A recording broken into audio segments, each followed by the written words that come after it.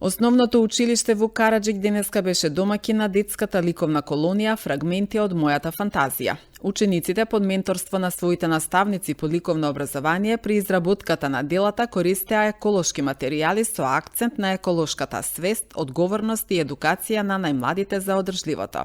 Ликовната колонија 5-та година поред е во организација на Сдруженијето за култура и заштита на животната средина Натуро, а е по повод Светскиот ден на театарот 27 март. Училиштето во Караџик е отворено за соработка со сите здруженија и организации кои работат во интерес на учениците, истакна денеска директорот Ивица Ѓоргиевски. Во секој училиште имаме по 2 представника од ученици и еден наставник. Учениците што ќе творат од сите наставници, направена е комисија која понатака ќе ги оценува и првопласираната екипа за да им се одолжиме за она што овдека вложиле труд идната година. Тоа исто училиште ќе биде домаќин на оваа иста манифестација. Се што е во интерес на ученици, активност на ученици, значи ние овдека имаме реализација на разни активности. Која активност ја имаме следната недела со Сдруженијето колосрпских сестара на 3 април, што ќе биде манифестација по повод цветници, каде ученици од сите училишта ќе дојдат во нашите простории и ќе изработуваат венчиња, а истите венчиња на цветници ќе бидат подарувани. Инаку, отворени сме и за сите други здруженија кои се работат во интереса на ученици, како што е Сдруженијето Етнофолк студио, Сдруженијето на писатели Илјана Тришковиќе, каде што учествуваме и со наши представници на една нивна манифестација, каде нашите ученици од целодневна настава, од продолжениот престој, освоија 3 први места и со Сдруженијето Илирија од Куманово имаме соработка, односно подпишано меморандум и на право место се дошле каде што денеска всушност ќе склопиме меморандум со Сдружение на книжевен клуб Куманово од Куманово, така да соработката ни е продлабочена, што исто така соработката не е само во град Куманово, имаме соработка, кажуваме и надвор од просторите на нашата држава, тоа е со училиштата од Косово, Трајко Периќ училиштето, училиштето од Белград, во Караџич, и поканети сме сега на конференција во Словенија, училиштето Франце Пресшен организира меѓународна конференција. Уште се вклопуваме во она што се нарекува едносменска настава. Едносменската настава веќе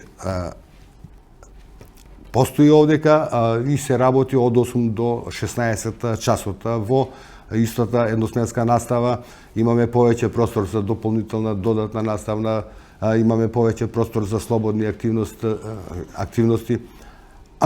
Можеме да се гордееме со нашата целодневна настава, каде што имаме прекрасни ученици и се гледа напредокот на нив и во образовниот, меѓутоа и во воспитниот дел. Денеска се наоѓаме во Караџич, кој што е школа домаќин на Сдруженијето Натуро, кое што се занимава со еколошка свест и покажување на учениците на кој начин можеме да се изразиме и со биоразградливи материјали.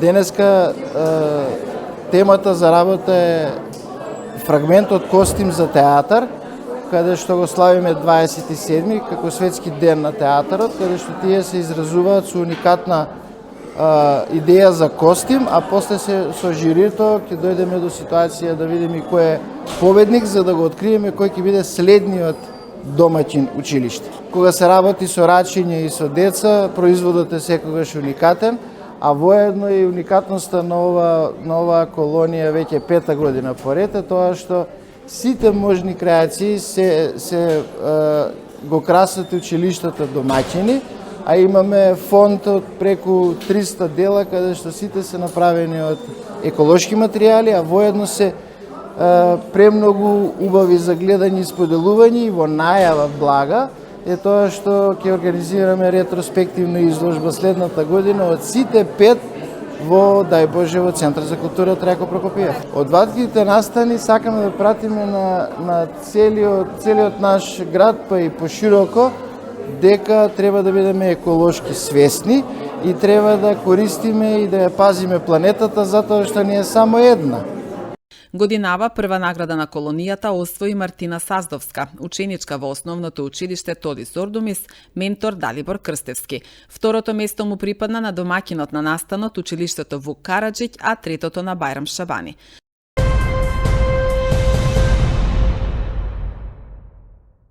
Во рамките на проектот Франкофонијата ја истражува Северна Македонија 2026, фондацијата Бел идеалот Париз, Франција, одржа национален франкофонски настан во Занаетчискиот дом, објави општина Куманово.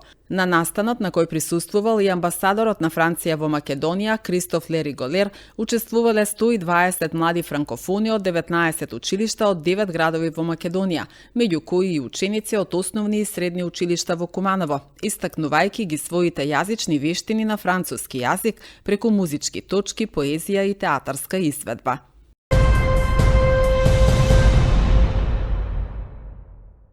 Дали цените на недвижностите се уште растат или се стабилизираат во последно време? Кои типови на недвижности и кои локации од градот се најбарани? Има ли зголемен интерес од странски купувачи? Како технологијата го менува пазарот на недвижности? На овие и останати теми вечерва во емисијата Став разговараме со Фросина Ушлиновска, собственичка на агенцијата за недвижности Дора Инвест. Имавме огромен скок на цените во претходните неколку години. За жал, нели, луѓето тоа не го поздравуваат, односно веќе станува се не подостапно за луѓето да го купуваат, меѓутоа интерес се уште постои, посебно на местата кои што се централни градски подрачја во било кој од градовите. Нема да оди трендот вака како што одеше до сега, меѓутоа покачување нормално дека ќе има согласно инфлацијата на цените воопшто, нормално дека ќе се покачуваат и цените на метар квадратен. Сега она што го користат градежниците, кај што се спомнува градежни материјали, работна сила и така натаму, тоа е нели нужно зло кое што текот на времето како што се покачуваат во другите бранши се качува и во градежништвото, односно во недвижностите, меѓутоа трендот на покачување ќе оди, меѓутоа не со толку голем интензитет.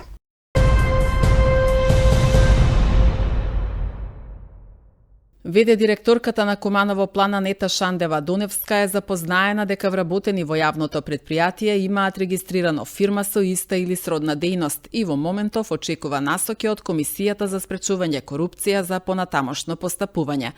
Ова е само дел од одговорот на Шандева-Доневска во врска со прашањето од советникот Иван Петковски на последната седница на Советот на општина Куманово. Тоа би сакал да споделам една информација со вас, што ми испратија граѓаните непосредно пред овој совет.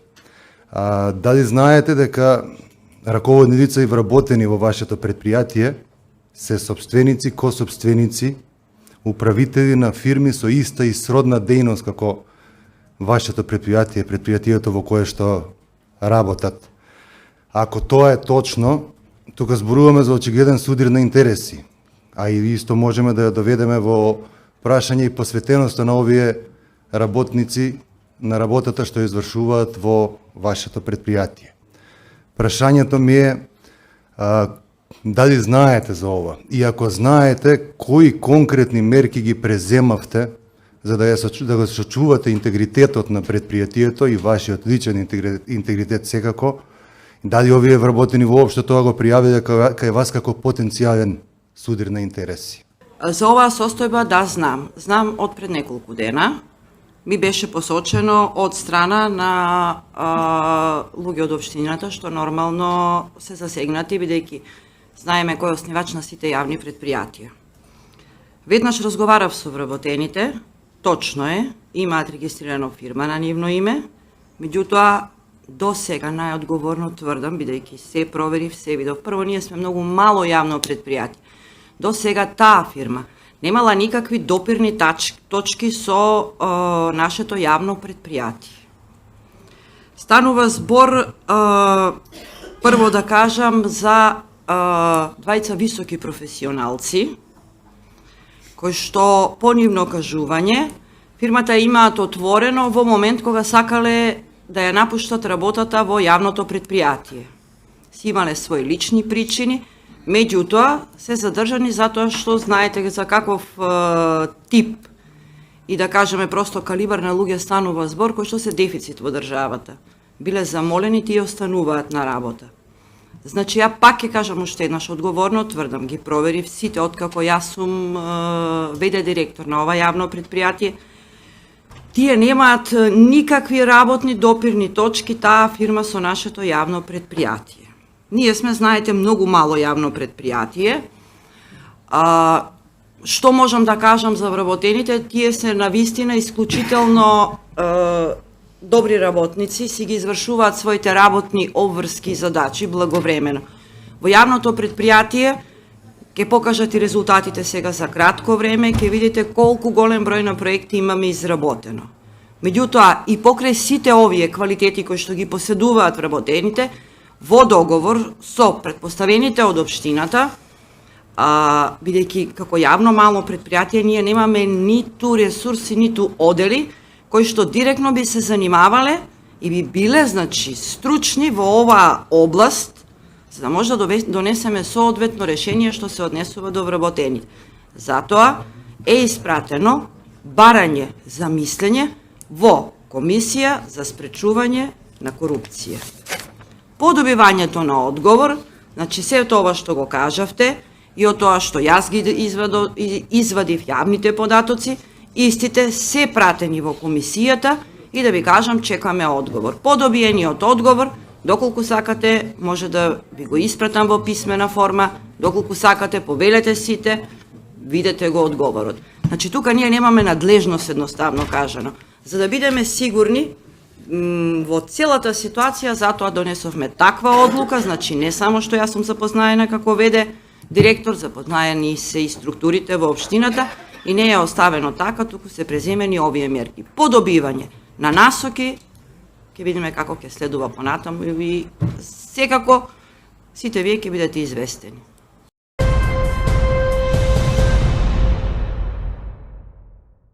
Секторот за внатрешни работи Куманово денеска соопшти дека вчера во полицијата било пријавено дека на пат пред средно училиште во Долно Којнаре автобус МАН со кумановски регистарски ознаки управувано од 61 годишен жител на село Алгуња, општина Старо Нагоричане, со кој се превезувале ученици, движејќи се наназад удрил во 16 годишна ученичка во училиштето од село Старо Нагоричане.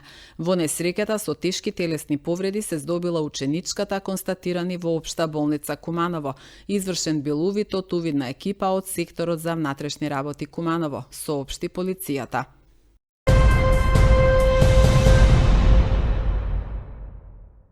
Пожарникарите од територијалната единица Куманово вчера интервенирале на пожар во стан на улицата Димитрија Туцовиќ во центарот на Куманово, соопштија денеска од регионалниот центар за управување со кризи. Во пожарот нема повредени лица. Пожарот е изгаснат за околу 2 часа, а интервенирала и екипа на итната медицинска помош од Куманово кај повозрасно лице поради стрес, пошто лицето е пуштено дома.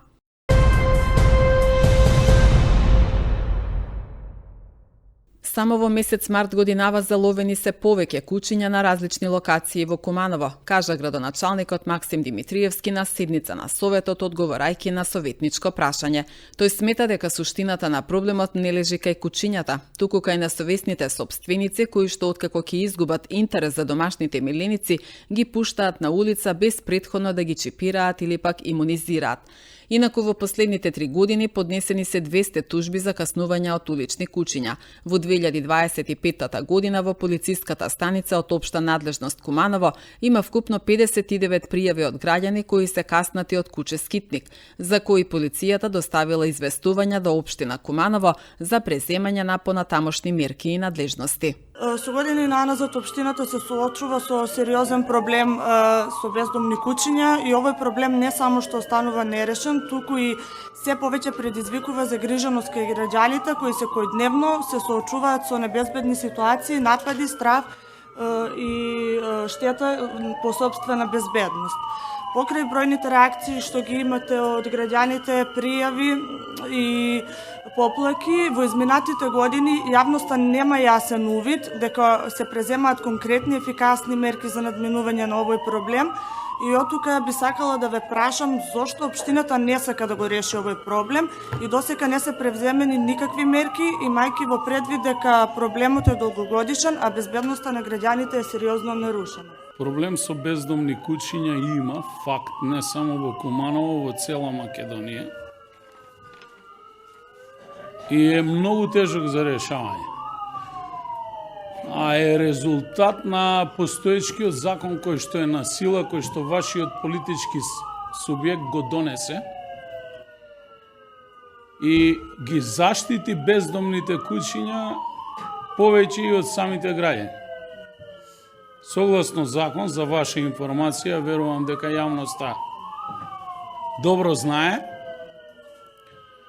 ние имаме обврска како општина Куманово да ги заловиме куќињата, да бидат ставени во карантир извесен временски период, да се наблюдуваат дали ќе покажат агресивност, дополнително да се исчистат од сите паразити, да се направат анализи на крвта за евентуални заразни болести доколку ги имаат во крвта и истите да се имунизираат, дополнително да се стерилизираат, да закрепнат и повторно да бидат означени со чип или како порано со минџушка на левото или десното уво и по истиот тој фамозен закон кој што е донесен да се вратат на местото на заловување. Општина Куманово е една од ретки општини што уредно спроведува ваква постапка и баш во понеделник побарав извештај само за минатата недела од секторот за инспекцијски надзор што имаме работено само последниот месец и сега ќе ви прочитам. Значи, чисто како бројка можете да добиете и комплетен извештај од раководителот на секторот за инспекцијски надзор. Започнување на бездомни куќиња и нивно одстранување и постапување по постапка.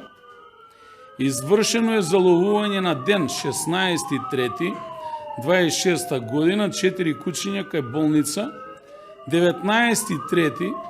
3 куќиња кај Градинка и ББ Гуцман и основно училиште Кочо Рацин и на ден 21.3. 2 куќиња на локација Народна револуција, Чински пат и улица 11. октомври кај пошта.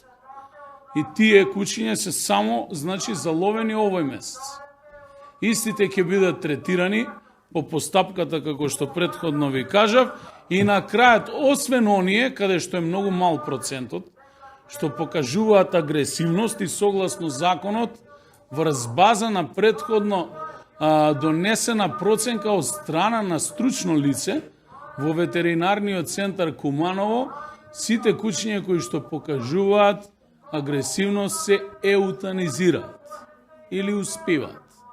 Но тоа е многу мал процент на куќиња. Значи, главниот проблем со куќињата бездомници не се куќињата, туку се собствениците на куќиња, кои што превземаат обврска да ги чуваат куќињата, не постапуваат согласно закон, не ги чипираат, не ги пријавуваат, не ги имунизираат и од моментот кога ќе им се намали интерес за тие домашни миленици да се грижат уредно за нив, ги пуштаат кај ќе стигнат. Дополнителен проблем со кој што општина Куманово со бездомните куќиња се соочува е проблемот дека сме во центар на едно подрачје на урбано-рурални општини, како што е општина Липково, општина Старо Нагоричане, општина Кратово и дополнително општина Свети Николе.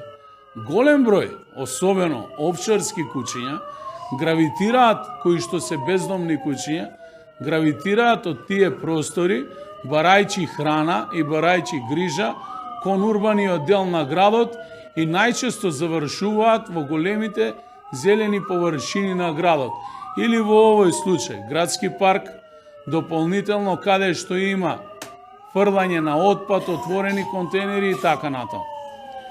Ние само можеме да продолжиме да постапуваме согласно законот. Од страна на ветеринарниот центар има вложено сериозни финансиски средства во изградба на времен карантин, каде што истите куќиња ги третираат и мислам дека имаат капацитет од некаде 80 на куќиња. Паралелно во соработка со ветеринарниот центар се обидуваме да најдеме и луѓе заинтересирани граѓани за згрижувачи на тие куќиња кои што ќе ги заловиме во фаза додека се третираат. За жал интересот крај граѓаните за такво нешто е многу мал и затоа јас апелирам до сите граѓани само да се придржуваат до законот и ако земат обврска да чуваат домашен милиник, да го третираат истиот согласно така како што е предвидено со законот.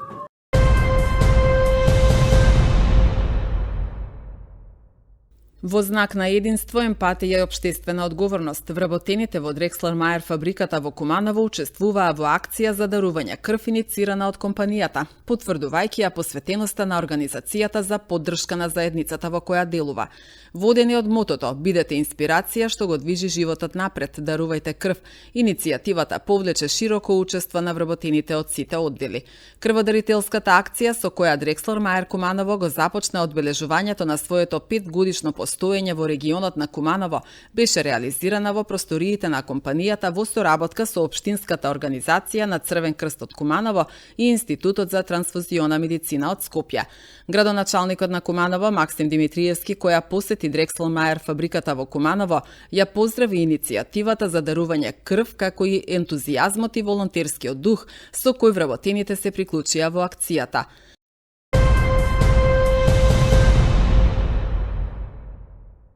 Министерството за енергетика, рударство и минерални суровини соопшти дека викендов започнува летното сметање на времето. Согласно донесената одлука, летното сметање на времето започнува на 29 март во 2 часот по полноќ со поместување на стрелките на часовникот за 1 час нанапред, односно времето од 2 се смета како 3 часот.